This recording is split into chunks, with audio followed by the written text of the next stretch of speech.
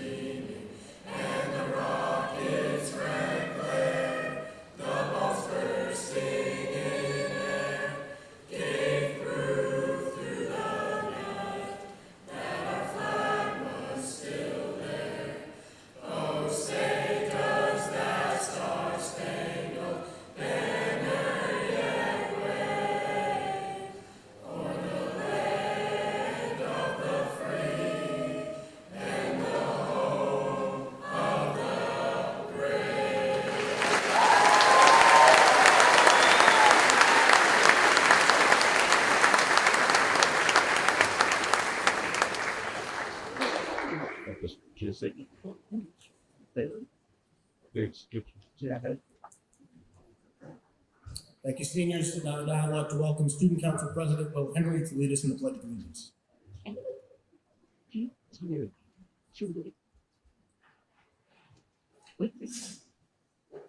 I pledge allegiance to the flag of the United States of America and to the republic for which it stands, one nation, under God, indivisible, with liberty and justice for all.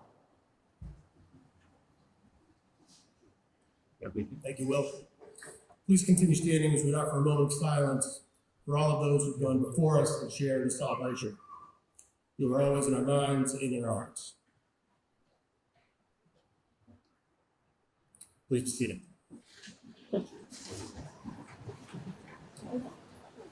Welcome all. We are privileged to be here to celebrate the most spectacular venue around, and I want to say thank you to Vince Longo, Scott Niskin, and the entire Music Circus staff for the generosity in allowing us to be here. Before we begin celebrating our seniors, I'd first like to recognize our retirees who've given multiple generations of students the tools they need to be successful, adapting those tools across decades as the world has evolved. We have 4 retirees this year, and I'd like to acknowledge them here as they also begin a new and exciting and uncertain chapter of their lives. First, Mrs. Patty Hamlin. Ms. Hamlin has served students in Deer Hill as the Deer Hill health teacher for the last 7 years. During that time, she enhanced the health and wellness curriculum by writing a PSO grant to secure more than 175 new books on health topics, and also by documenting the standards-based grades 3 through 5 health curriculum through committee work and work completed on her own time. Mrs. Hamlin's genuine care for her students' physical and emotional health was evident in not only her lessons, but also her daily interactions with them. The Wellness Wheel was a cornerstone of the work she did, and it was a consistent reminder to students and even staff that our health should be a top priority. We congratulate Mrs. Hamlin and wish her all the best in retirement.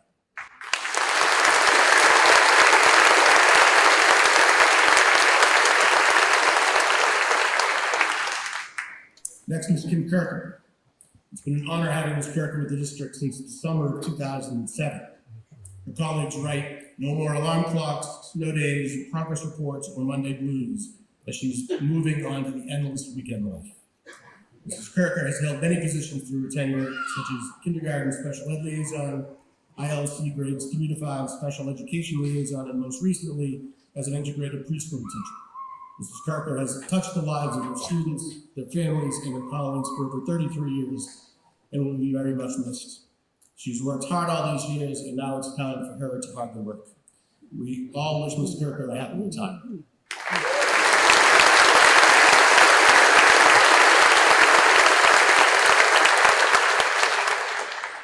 Ms. Lauren Toppa. Ms. Toppa dedicated herself to Cherry Hill students for over 25 years as a beloved ESP.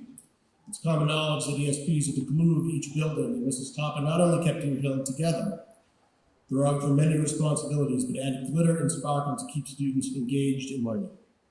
Within the many classrooms she served, Mrs. Toppa was a trusted colleague with an expertise in math who had a talent for supporting students at all levels. Additionally, she was always open to new ways to connect with students. Over the last several years, she's taught numerous students before and after school enrichment classes, from acting to coding to her specialty math art, where students would ask her repeatedly, "How is this math? It's just so fun." Next year, Mrs. Toppa's absence would be felt greatly at Deer Hill. There were a positive impact on staff and students alike will endure. Thank you, Mrs. Toppa.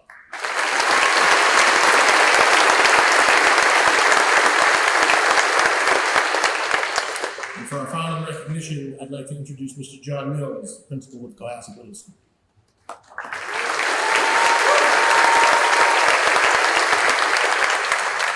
It is my honor to be here to recognize a beloved member of our school community, Kathy Sullivan Sanchez. I'm not sure if Madame is here.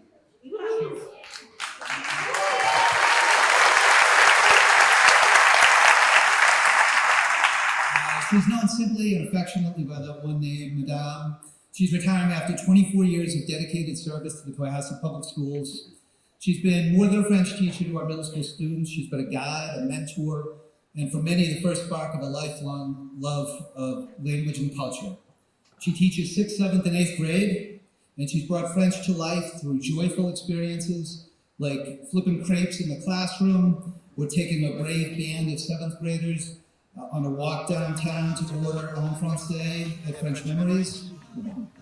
And of course, there's the legendary 8th grade trip to Quebec City, and Madame has crossed the border so many times that the Canadian Border Patrol just waves her through and asks how the crepes turned out. But really what truly defines Madame is, besides her love for French and her great learning experiences, is just the passion and the empathy and the wisdom that she brings to school. She's somebody we all rely on. So as she begins this next chapter, we send her off with our deepest gratitude. Madame, may your travels be joyful, your heart full, and your passport always be current. You will always live in the memories and hearts of your students and colleagues and many, many friends in Cohasset. Bon voyage, mon ami.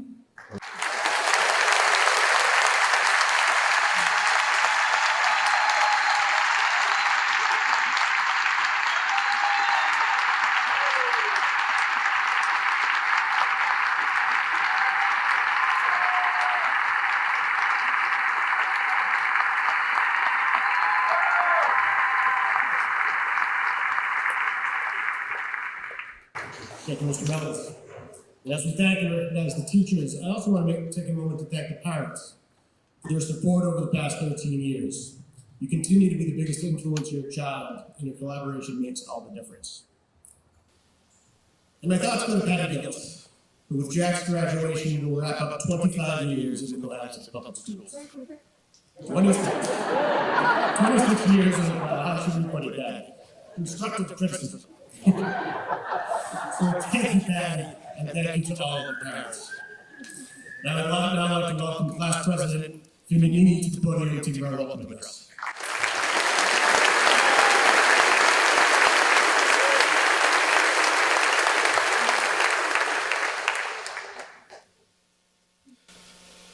Good afternoon, Cohasset. Not everyone goes to their dream school. Not everyone loves their career or their first kiss or their first car. By focusing on what we regret, people look back and are ultimately unsatisfied with their entire life.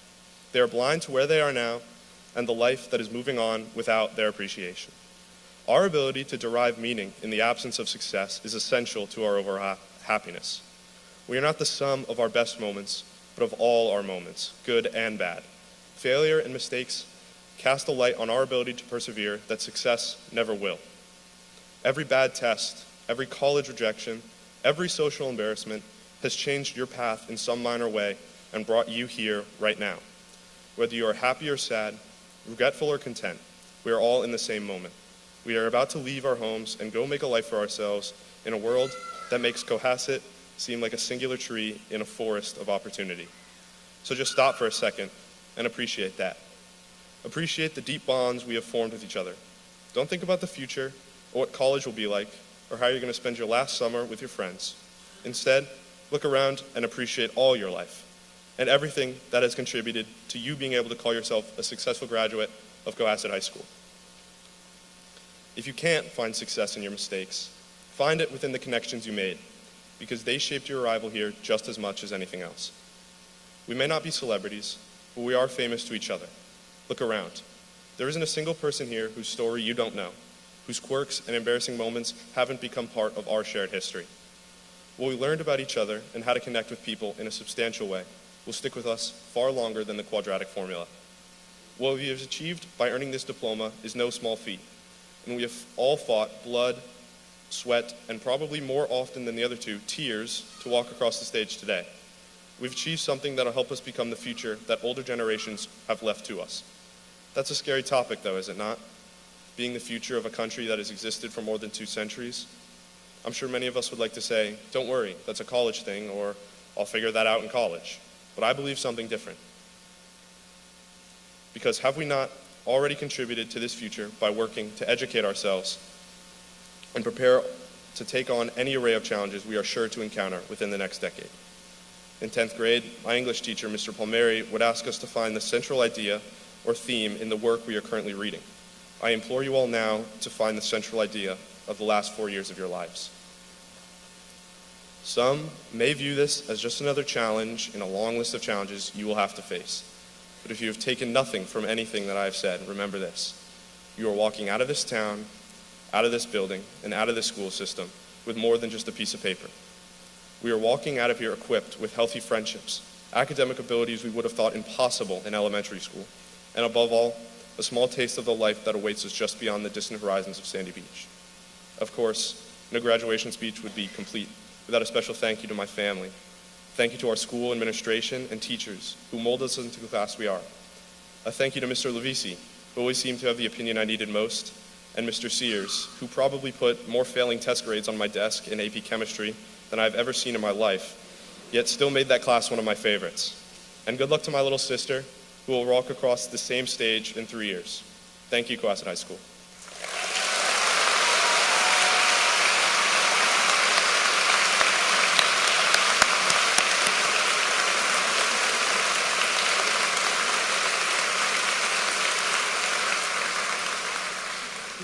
Thank you, Finn. At this time, I'd like to invite to the podium the Superintendent of Schools, Mrs. Sarah Shannon.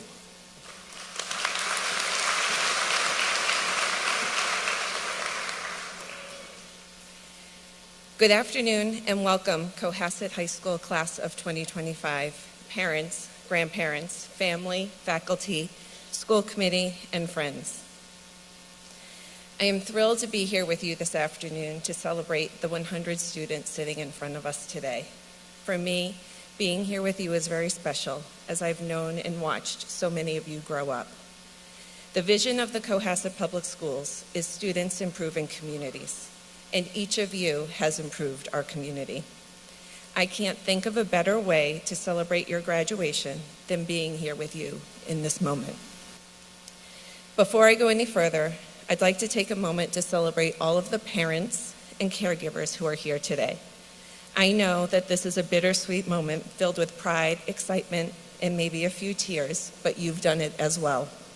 You've raised these amazing young people who are ready to take on the world. Be proud of them and be proud of all you have accomplished. As I thought about what I wanted to share with you, the graduates, today, I've been thinking about this afternoon not as an end, but as a beginning. Many of you know this, but for those of you who don't, I am in the thick of parenting college-age and almost college-age children myself. I was literally in your seats last year, agonizing over what sending my oldest off to college was going to mean for him and for us. With 1 year behind me, I now have a little bit of a better idea of what's ahead for all of you. No matter what your next step may be, it will be the start of a new and exciting chapter in your lives. As you turn the page in your story, I hope to leave you with a few words of wisdom that you can take with you to your college campus, your new job, or your new adventure. First, do one thing a day that scares you. Now, I'm not talking about dangerous or risky things. I'm talking about stepping outside of your comfort zone in safe ways, because this is where the biggest opportunities for growth lie. Cohasset is an amazing place to grow up. You're surrounded by people who care about you in a community where things are familiar and safe. But as you leave this town, you'll have opportunities to stretch beyond what you know. So do that and do it often. Embark on what's next. Take a risk, try out for a play, take a class that challenges your thinking or that you know nothing about yet. Learn a skill, join a club, try new foods, purposely go out of your way to meet new people. And if the opportunity comes your way, travel.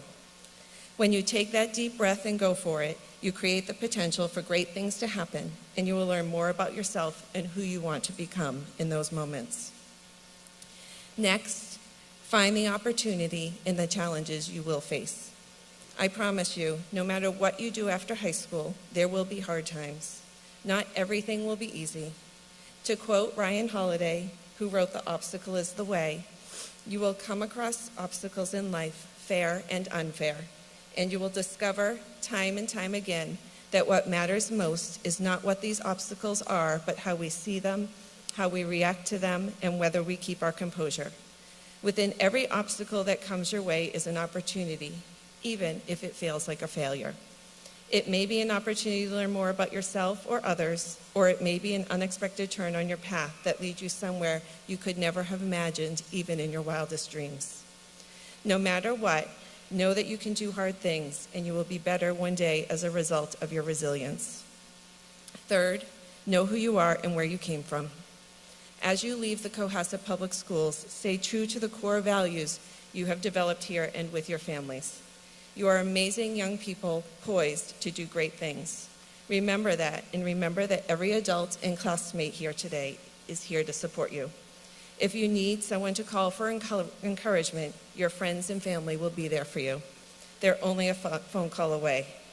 If you are facing unexpected challenges, reach out to your teachers, parents, grandparents, aunts, uncles. They will listen to and guide you. You have built strong relationships over the years. Lean on them.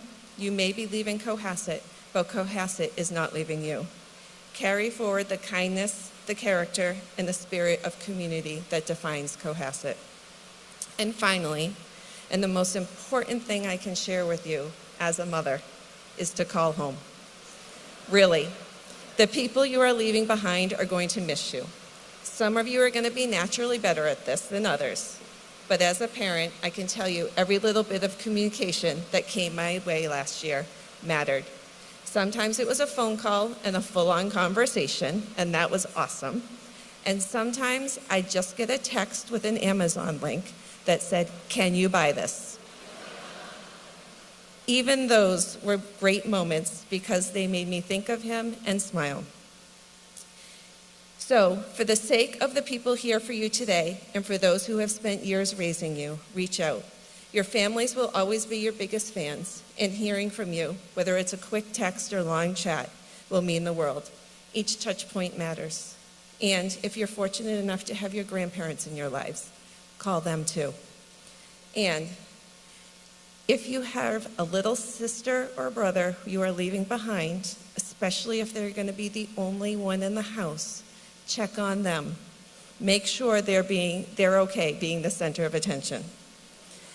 In closing, I again want to offer my congratulations to all of you seniors. I can't wait to see where you'll go and the mark you'll make on the world. Your story is just beginning.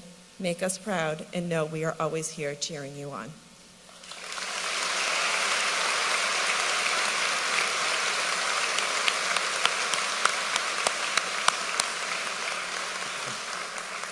Thank you, Mr. Shannon. It's my pleasure now to welcome our class orator and salutatorian, Ms. Lila Jackson.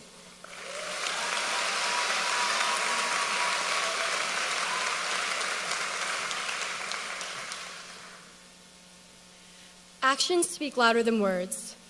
This is a phrase that we have heard countless times. It's meant to motivate each and every one of us to act as a reflection of our true character, to demonstrate integrity, virtue, and morality in a tangible manner.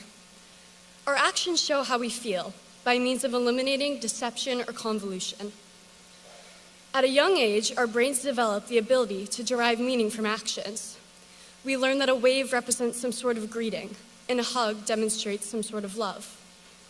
This is not true of words. Words are ambiguous. They lack validity and require individual interpretation. Understanding words requires time, dedication, and extensive effort. Yet, this is the defining trait that gives words their complex beauty. Though we presume the weight of our actions far exceeds that of our words, I, for one, am not sure if that's true. Around 2 months ago, I felt words impact me in a way I never imagined. I came across a voice recording on my mom's phone titled Lila. After her passing in January, I realized that I never thought I would hear her voice again. So with shaking hands, I pressed play. I listened to my mom's voice echo through the room as she showered me in words of gratitude. Flooded with an entanglement of emotions, I felt the love of my mom wash over me. Even in her absence, her words and her voice moved me to carry on. Her words reminded me of my worth and my purpose. Her words restored my memory of her and all the light she brought into my life. Words are powerful in such a myriad of ways. They give expression to a crying baby, alerting their parent of their hunger or discomfort. They give us an ability to express our gratitude with a simple please or thank you. They open up the door to forgiveness through an apologetic I'm sorry. Words bring meaning into our lives. Our ability to read, to write, to speak, to comprehend the concept of words is not something inherently bestowed upon us. It's something we have earned, whether we realize it or not. Something we have worked tirelessly for over the last 12 years. From the moment we first sang the alphabet to writing essays on Shakespeare's Hamlet, we've been expanding and deepening our conception of words. When I was young, my dad and I would bring my sister to bed every night. My sister and I always chanted the same request: tell us a little boy story. With a simple sharing of a short memory of his childhood, my dad would cause my sister and I to explode with blissful giggles as he comically described his tumbles out of trees or toasters that got lit on fire. His words brought innocent joy, along with insight on the true beauty of our youth. My mom used to bring me to the library every day. She let me wander and fill my arms with piles of books. Never once did she tell me to put some back. She encouraged me to grab whatever piqued my interest. At home, she would read to me any and all of the books that I wanted. I can't imagine how many hours I spent curled up next to her, attempting to make any sense of the strange markings on the page. Throughout my childhood, I was surrounded by words. All of our childhoods revolved around a continuous struggle to make meaning of them. But eventually, like all of us, I understood. The letters I once grappled to piece together, the phrases I once contemplated, made sense. So now we stand here fluent in our own language, empowered to raise our voices and pick up our pens. We no longer sit curled up next to our moms, struggling to pronounce various adjectives. We no longer beg our dads to tell us stories at night. We study literature and we analyze speeches, seeing firsthand the potency that words emulate. Poets, writers, and speakers all address audiences, aiming to cultivate some sort of response. We read, we write, we speak, and we feel. Words are no longer a simple means of communication, but rather an elaborate system of expression, allowing us to convey and understand unimaginable complexities. As we grow, our responsibility to reach the lives of others becomes increasingly important. We are all put on this earth with a purpose. We are all sitting here today having, or one day having to, impart meaning on the lives of others. Our words serve as the essential method by which we shall do just this. And so I stand here today, with you as my audience, hoping to leave some sense of meaning within you all. I stand here today simply to remind you of the power of words. They have the ability to span across time, to create the most heart-wrenching pain and the most wonderful joy. As we all enter such new and foreign stages in our lives, I urge you all to open your minds and hearts to the power of expression that lies within all of us. Our words are our superpower, a gift that we possess to bring some light into this great life. The very words we have worked so hard to understand are now ours to use freely. One day, our words could leave tears of joy in our children's eyes. One day, our words could spread wisdom to those beyond our reach. One day, our words can motivate a person, even just one person, to carry on. We have the power to choose what we say. We can now create our own meaning, cultivate our own legacies, and leave our own lasting impacts on the lives of those around us. So read, write, listen, and speak to your truths. Use your words with profound intention. Our actions are impactful, but our words are beautiful, and if we make them so, unforgettable.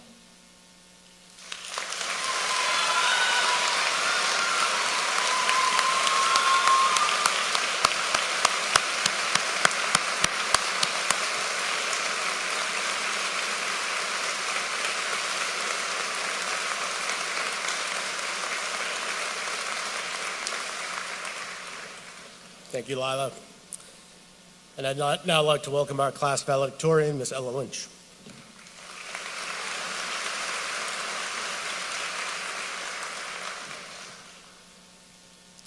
Good afternoon. To the parents, teachers, friends, and other guests in attendance here today, thank you for the continued support and guidance that you have provided us throughout our lives. And more importantly, to the Cohasset High School graduating class of 2025, congratulations. If you have ever stepped foot into Mr. Sears' classroom, you have probably heard a familiar phrase echoing off the walls. Do we have to? It wasn't so much a question as it was a daily ritual, a dramatic sigh of resistance, a plea to the universe, and maybe a little bit of hope that just this once, the answer might be no. We said it a lot. We said it when we were confronted with yet another test, the kind where you could only hope that writing "gift" next to your answer would get you some points.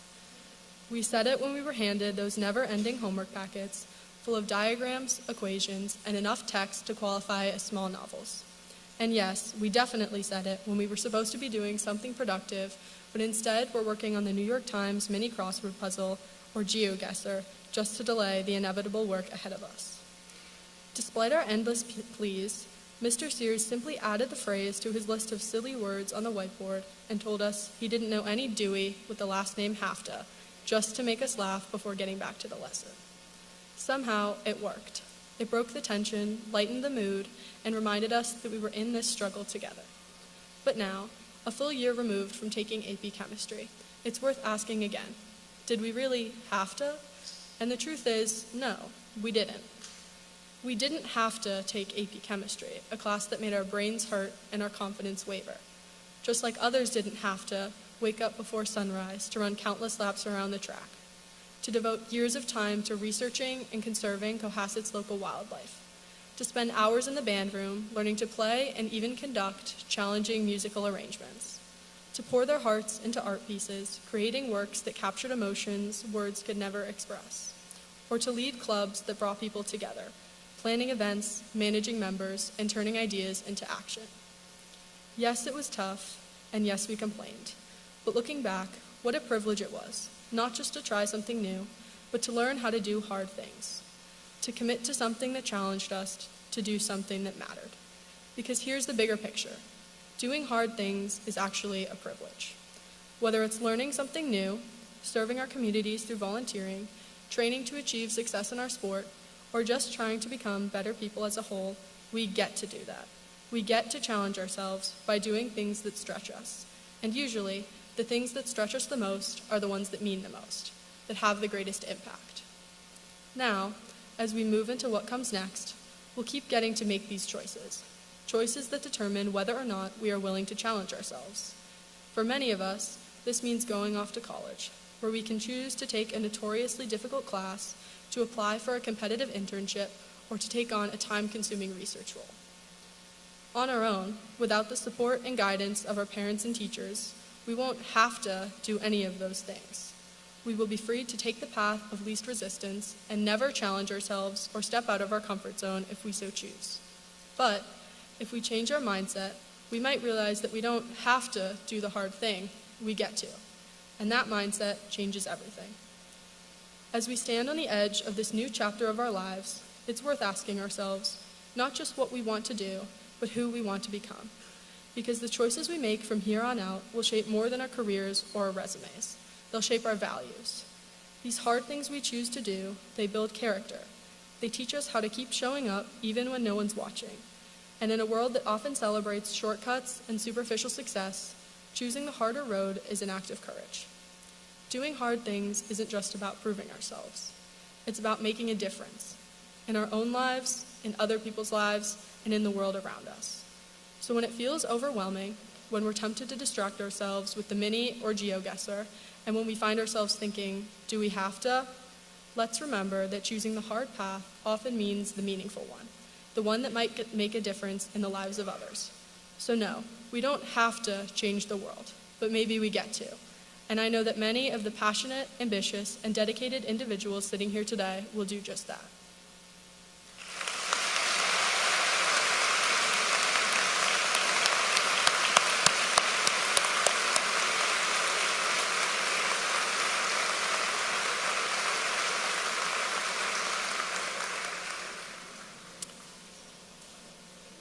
Members of the school committee, Chairman McClellan, Mrs. Shannon, and Dr. Scollins, it gives me great pleasure to certify to you that the candidates seated before you have met all of the requirements for graduation as established by the Commonwealth of Massachusetts and the Cohasset School Committee. Our lead counselor, Mrs. Truzieri, will read our graduates' names as they cross the stage to receive their diplomas.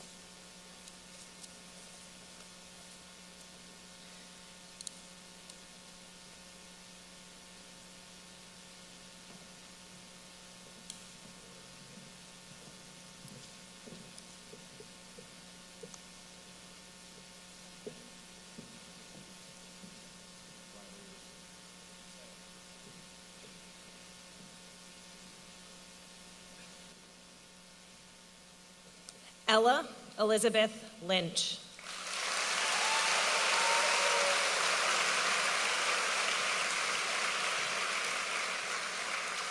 Lila Claire Jackson.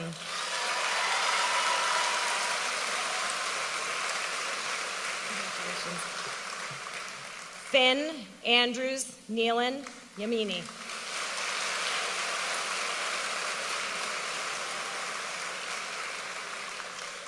Eamon Kevin Maxwell.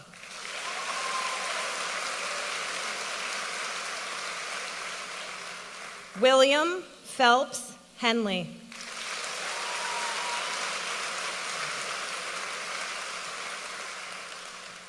Mary Stamatia Williams.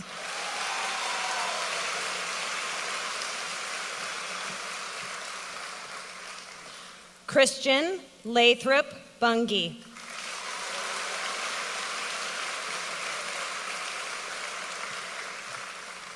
Brynelise Catherine Abate.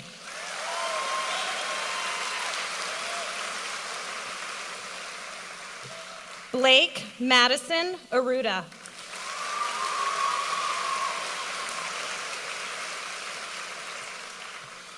Nathan Morris Astier.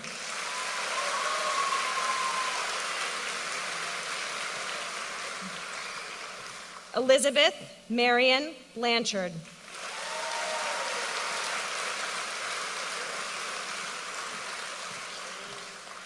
Evelyn Eleanor Gwendolyn Blakey.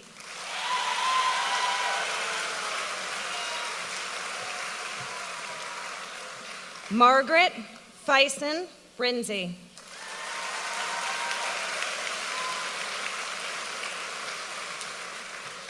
Oliver Penna Buckley.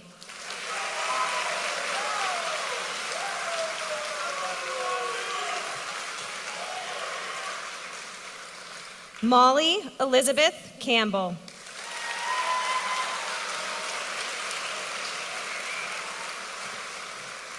Clarissa Teresa Carr.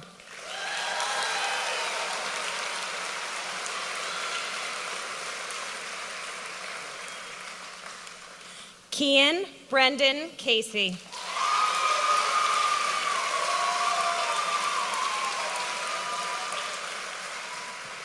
Dylan James Clark.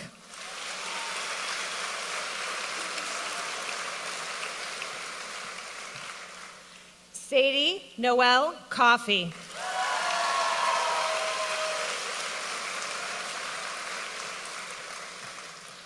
Christopher Matthias Comford.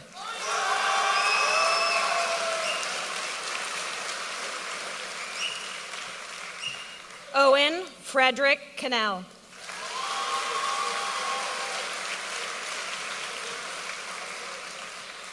Grayson Nolan Corbett.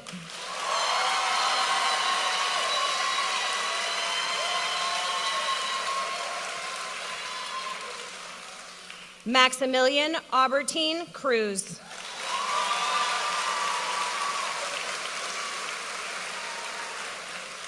Joseph Burke Cullinan.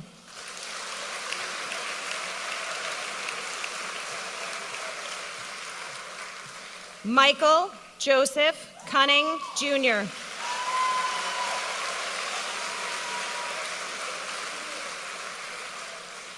Benedict Michael Clement Domville.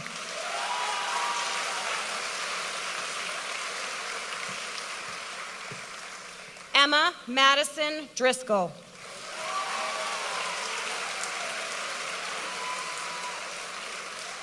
Samuel William Ellinger.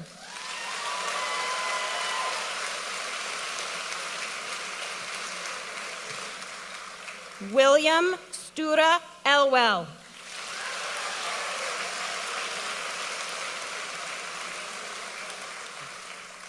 Maxwell Alexander Fernald.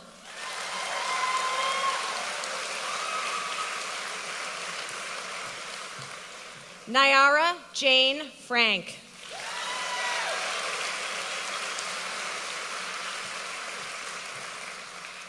Willem Wiley Alden Gardner.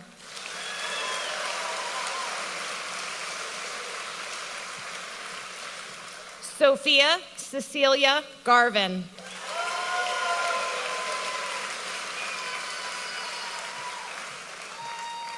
Drew Alexander Gibson.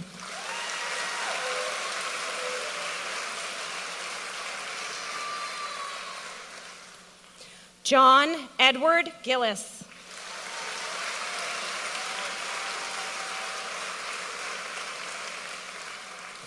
Abigail Marjorie Goff.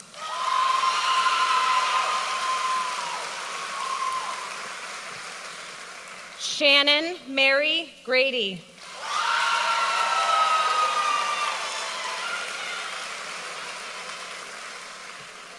Charles Robert Gradinskas.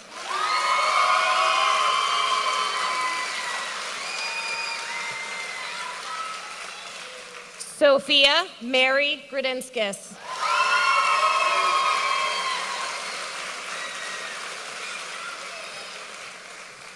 Owen Hamilton Gertz.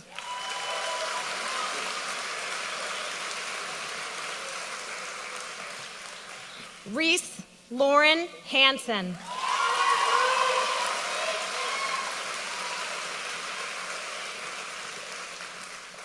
Jack Richard Carl Harries.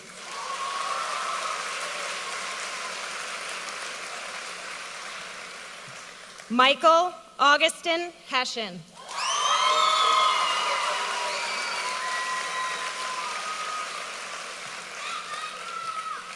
Adriana Isabella Jeffers.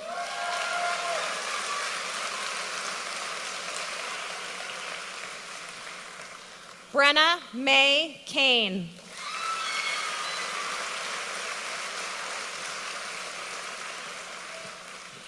Coleman Robert Carney.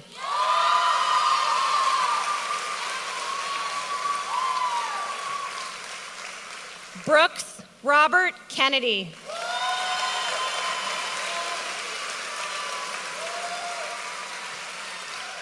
Maggie Paige Kennedy.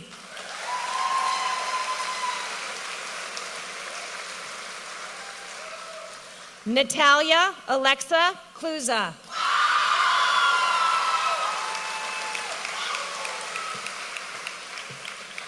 Isabel Avery Labash.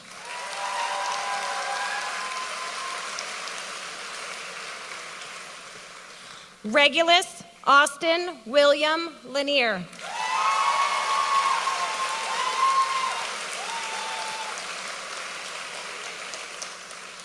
Sam Francis Larson.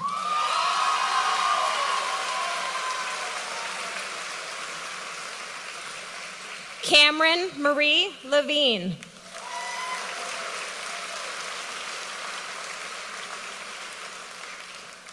Dean Wesley Livermore.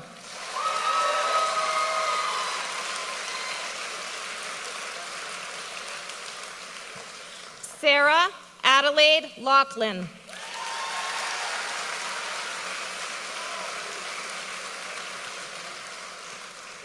Brianna Love Michelle Lucas.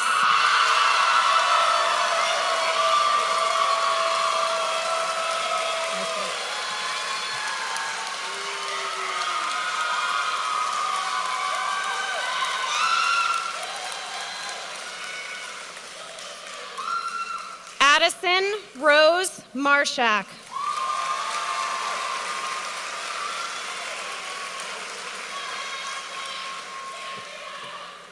Annabelle Josephine Martin.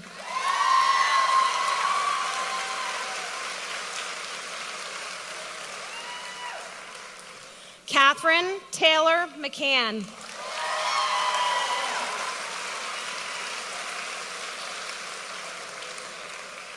William Hill McLaughlin.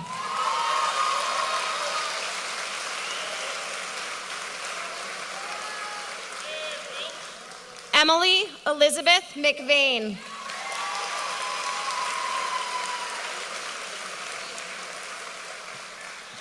Cassius Marcellus Montgomery.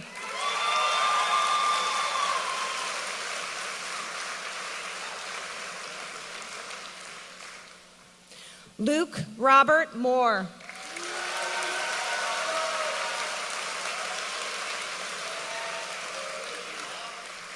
Shane Arthur Mulcahy.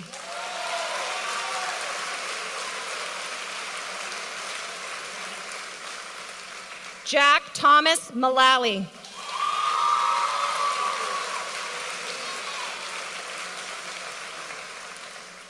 Kylie Joan Newman.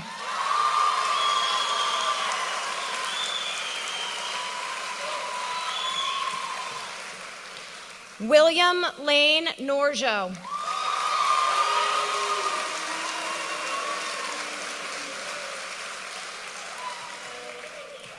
Ella Grace Otfanoski.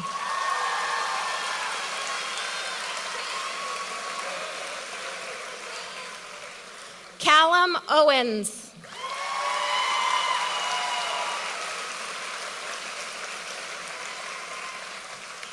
Lincoln Hannon Pattison.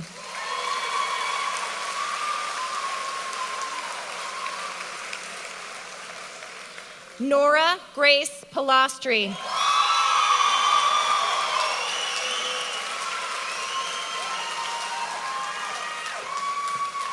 Anari Lyric Pope Barrows.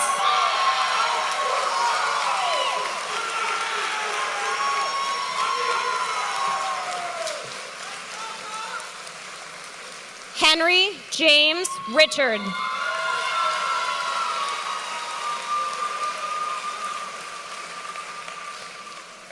Cooper Nicholas Richards.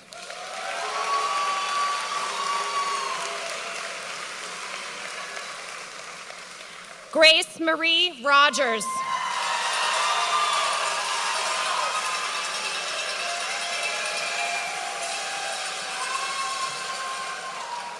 Lucy Winifred Royston.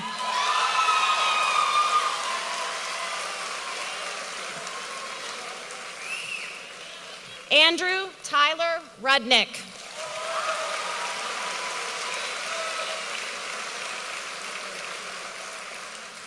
Helen Elizabeth Schiffman.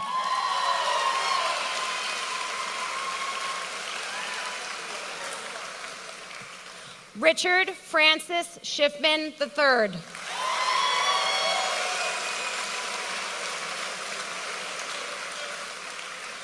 Sarah Noel Scott.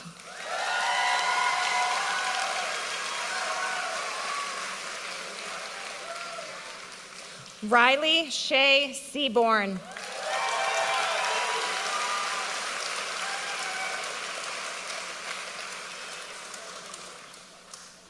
Grace Elizabeth Shaughnessy.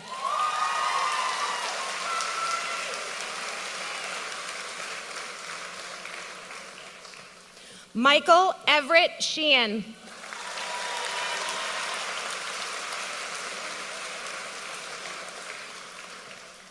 Brooke Ray Smith.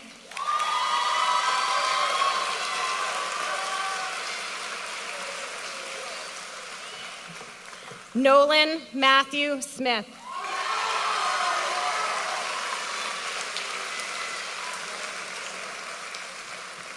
Christian Carey Steinmetz.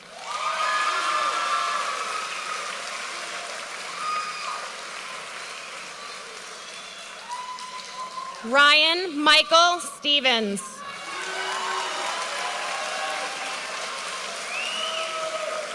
Good job, Brian. Caroline Reese Struziero.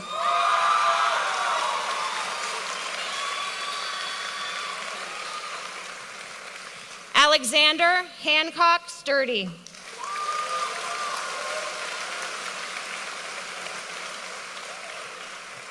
Ava Rose Sunday.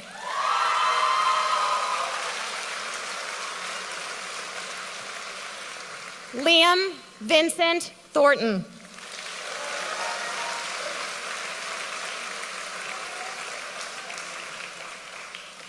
Aiden Bennett Turyaki.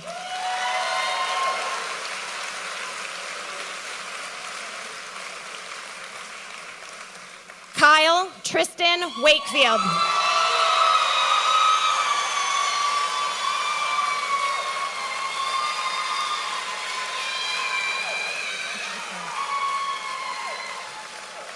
Cameron Joseph Walsh.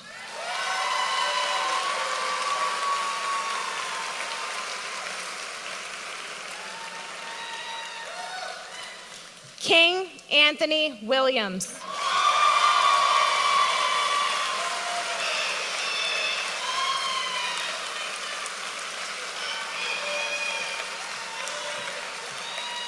Zoe Jean Willick.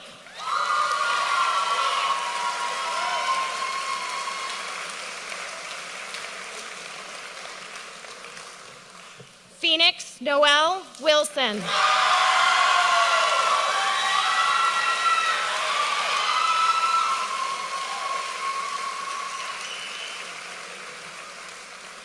Garrett Tang Wimberly.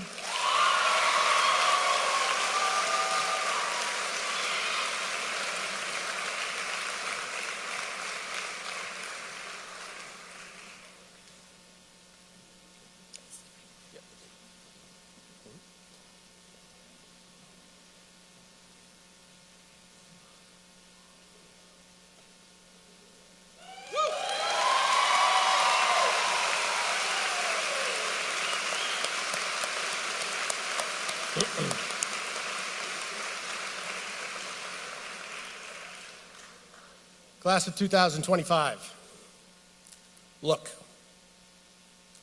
Look around you. You're sitting among state champions, national award recipients, and you're the first class in Cohasset history to achieve both the National Blue Ribbon and Green Ribbon Awards. Aiden and Naaman were the first debaters in over a decade to compete in the finals, narrowly missing the title. Grayson magically conducted an arts night score of Bohemian Rhapsody, while Reggie, arguably the greatest musician to come through Cohasset, led in song. The stories that you've written will become that of legend. The unlikely hero Sam Ellinger played, scoring the game-winning goal in the state finals after switching from football to soccer. Candyman Ollie, down to what could have been the last match of his career, at home with his dad coaching. Lose and it's over, win and he picks up his 100th win and etches his name on the wall. Pinned him.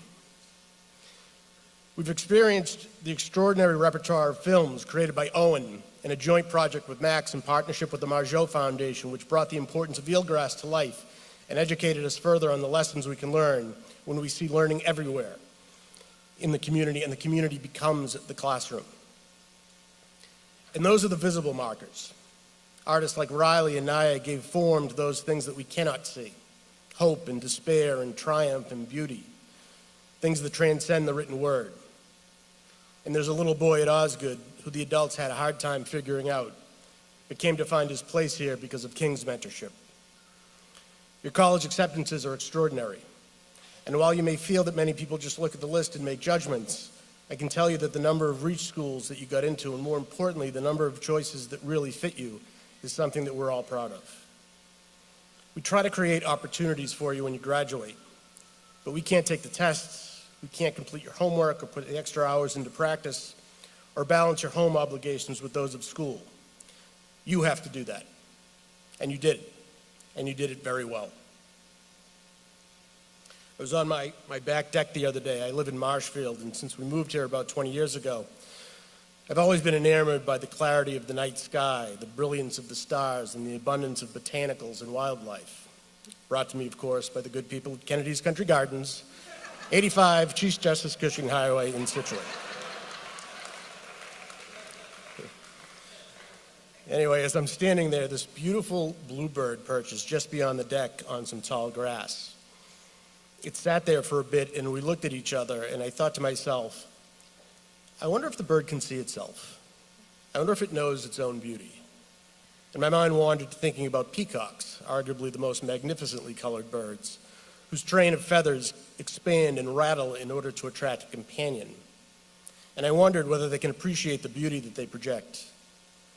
So, of course, I did whatever every self-respecting scholar did, and I put it into ChatGPT. And I learned that birds can actually see more light on the spectrum than humans, and thus their colors show even more intensely to them than they do to us. But I still couldn't find whether they could turn their heads enough to see their own bodies, and I wondered how they saw themselves. Failing to quickly find enough information to satiate my appetite, I thought to myself, Self, what would Miss Cerruti do? And thinking back to when I was a student in her 8th grade research class, I reached out directly to someone who claims to be an expert in peafowl. All right, the first part isn't true, but don't let the facts get in the way of a good story, as Mr. Levisi would say. I actually did reach out to someone named Dennis Fett, who lives in Iowa and goes by the moniker Mr. Peacock. He's a retired teacher of 42 years, and he's appeared on programs like Jay Leno's Tonight Show because of his expertise, with over 44 years of experience and tens and thousands of hours of research. And he got back to me. He told me that peacocks can turn their heads a little to the right and a little to the left, but ultimately they're always looking forward and cannot see their own trains. They have to trust themselves if they want to survive. They have to trust that what they project will attract a mate and ensure the survival of the species, the most basic animal instinct. And that really struck me. They cannot see their own beauty. They have to trust that they are enough. And in all honesty, I wasn't really that curious about the self-awareness of peacocks. I was thinking about my 13-year-old daughter, and I was thinking of you. In 2023, a woman named Jennifer Brenahe Wallace wrote a book that was suggested to me by Buttonwood called Never Enough: When Achievement Culture Becomes Toxic and What We Can Do About It.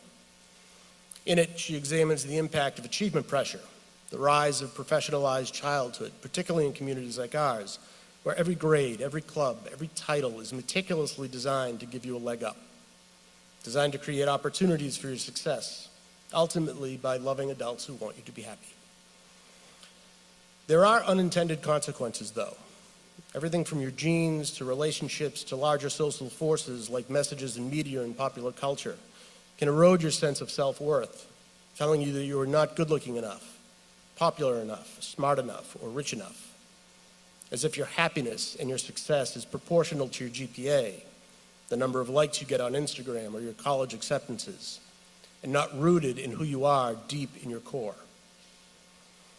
Look beyond me at the sea of faculty adorned in many colors.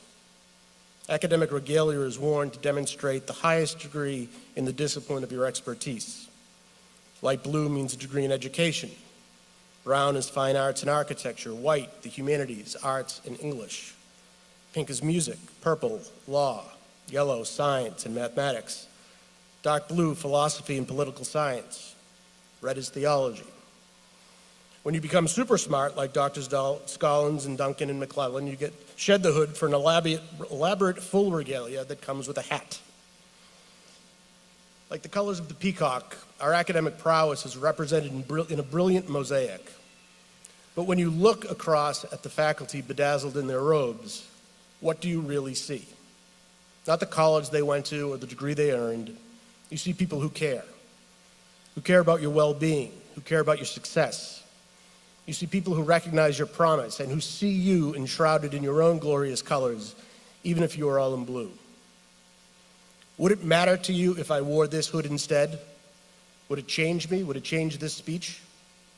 Because the truth is that this one means more, but this one irons better. Of all the things we teach, knowledge is a relatively small part.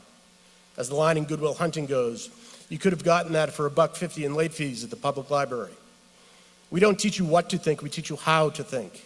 And high school isn't about determining what you will do, but realizing who you are. That's the lesson. What you can't get at the Pratt or online is what you were taught by Mrs. Humphrey, to never stop believing in yourself. Mr. Fortin taught you to embrace your uniqueness. Mrs. Crimmins and Coach A taught you to be a part of something larger than yourselves. Dr. Duncan taught you to love learning itself. Mr. Willis and Mr. Levisi taught you that perspective matters. Mr. Stamides and Senora Nelson taught you to get out of your bubble and see the world. Mrs. Schaub and Mrs. Moriarty taught you to celebrate your stories. Ms. Berkowitz taught you how to express that which lies deep within. Mr. McGowan taught you to have faith in your choices. Mr. Palmieri taught you that you can do hard things. Mr. Sears taught you that there is joy in curiosity. Mr. McCabe taught you that compassion trumps all else. And Mr. LaFontaine taught us that no matter how hard you try, no matter how much you practice, you will never, ever beat him in badminton. When the faculty look back across at you, they don't see a sea of blue. They don't see what colleges you got accepted to or what your final grade was. Because whether or not you know it, you teach us as well.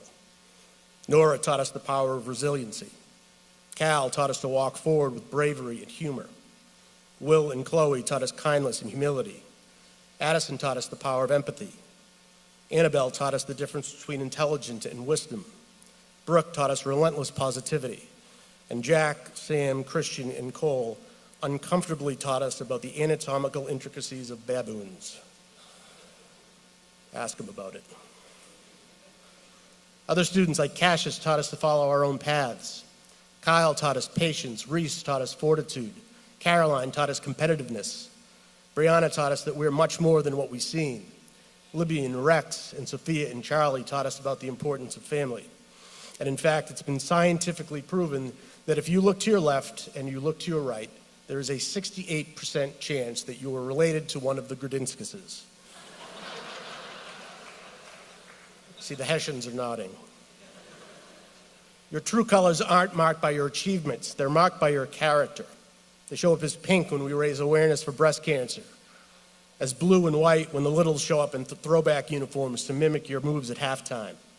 They show up as red when you combat mental health and substance abuse stigma, as sage when we champion personal growth, and as black when our resources and opportunities are used to serve the greater good.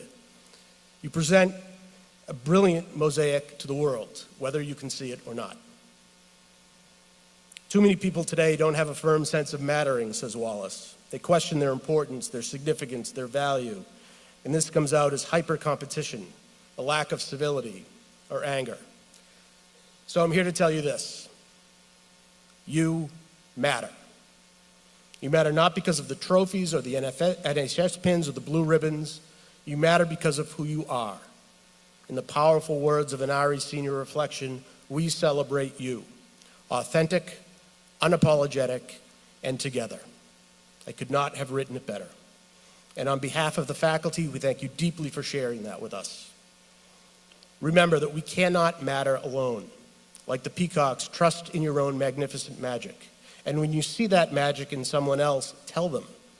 Remember Lila's message. Your words matter. They might not see it in themselves, and your words might be what unlocks their vision of what it means to be authentic and valued. So continue to look. Look at all you've achieved and the people who came to celebrate you. But also see. See through the veil of accomplishment and into what's truly important. We're proud of you, we thank you, and we wish you the very best on this new voyage. And so at this time, I would like to present to you the class of 2025.